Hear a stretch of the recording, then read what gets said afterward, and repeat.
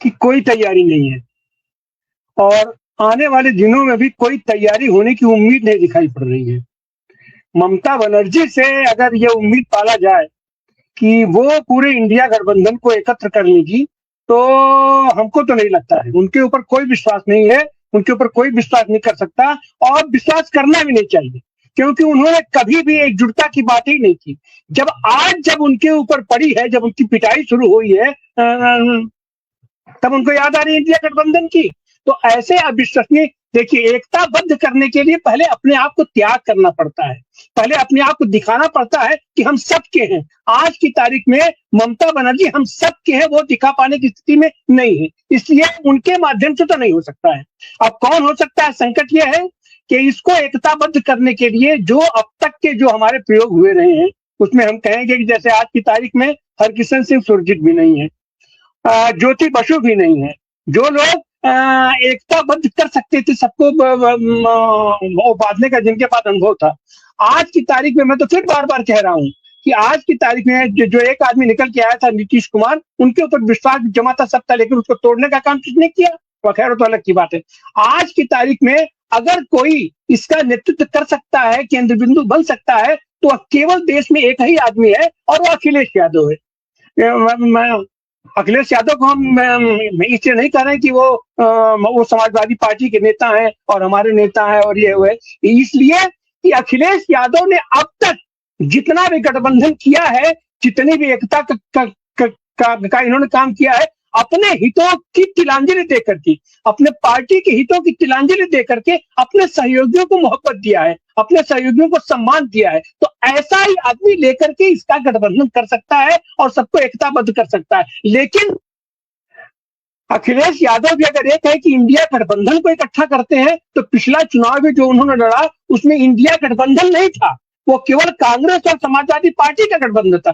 जब तक ये इंडिया गठबंधन है क्या, जब तक ये अस्तित्व में नहीं आएगा, इसका कोई कार्यक्रम नहीं बनेगा, तिवारी जी, हम लोग मेरा जो सवाल था वो ममता जी वाला, उसका आपने दिया इंडिया गठबंधन को लेके, लेकिन मुख्य जो सवाल है अभिषेक बनर्जी पे जो हमला हुआ है, सांसदों पे जो हमला हो रहा है, तरीके की वायलेंस हो रही है, उसे कैसे रोका जा सकता है, ये भी एक सवाल है।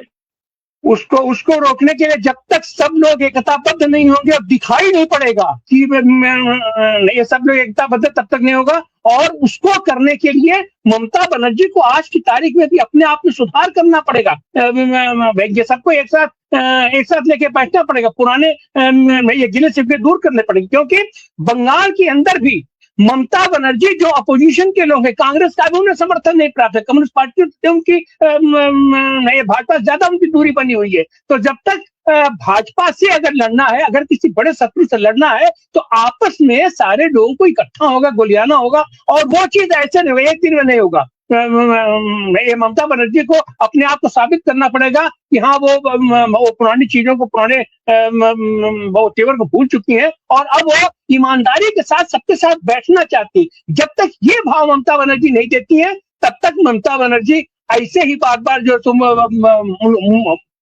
उनके लोगों को तोड़ा जाएगा, उनके लोगों को भयभीत किया जाएगा, उनके लोगों को आतंकित किया जाएगा, और मानवता के नाम पर भले सब लोग इकट्ठा हो जाए, राजनीतिक ये दर्शन के नाम पर ये भले लोग इकट्ठा हो जाएं, लेकिन उनके प्रति वो भाव जागृत नहीं हो पाएगा जब तक सब लोग ईमानदारी के साथ एक साथ बैठ करके सामूहिक नेतृत्व की बात नहीं। राहुल गांधी नेतृत्व करेंगे, प्रधानमंत्री उनको घोषित कर दिया जाए, तो ऐसे एकता नहीं होगी, ऐसे इंडिया भी मतलब नहीं बन पाएगा। सबको सामूहिक नेतृत्व विकसित करना होगा, छोटा दल हो, बड़ा दल हो, विचार को लेकर के, नीतियों को लेकर के, कार्यक्रम को लेकर के सामूहिक नेतृत्व जब तक डेवलप नहीं होगा। और फिलहाल ये जो इंडिया गठबंधन है, इस विचारधारा में सामूहिक नेतृत्व की बात नहीं होती है।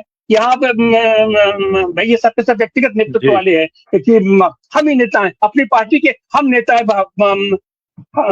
हम जो कहती है वही बात फाइनल है, इससे नहीं चलेगा। छोटा दल हो, कम दल हो, उसका समर्थन कम हो, लेकिन अगर आप उसको इंडिया गठबंधन का पार्ट समझते हैं, तो उन सारे लोगों को समानता के साथ, सम्मान के साथ, इज्जत देकर के, उनकी भावनाओं का कदर करते हुए सबको बराबर लेकर के चलना होगा और एक साथ बैठ करके सामूहिक नेतृत्व विकसित करना होगा। और सामूहिक नेतृत्व के अंदर देशव्यापी फैसले लेने होंगे, जिसकी जितनी औकात हैसियत है आप उनको सीट दीजिए, वो सारी चीजें हो जाएंगी। लेकिन आप ये सोचिए कि अरे इसका तो क्या मतलब है हमारे प्रांत में, इनका तो कोई उठवे नहीं है, तो आइए हम